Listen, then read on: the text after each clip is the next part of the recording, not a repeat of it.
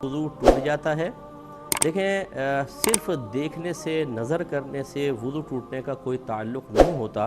माज़अल्लाह सुबह माज़अल्लाह खुदा न ख़ास्ता कोई गलत किस्म का मंज़र भी देखता है तो सिर्फ़ देखने से वुज़ू टूटने का कोई ताल्लुक़ नहीं है। हाँ, अगर उस देखने की वजह से वुज़ू तोड़ने वाला कोई मामला हो गया, कोई क़तरात वग़ैरह ख़ारिज हो गए मिसाल के तौर पर, तो उसकी वजह से वुज़ू ज़रूर टूट सकता है, लेकिन फ़कत देखने से वुज़ू नहीं टूटता।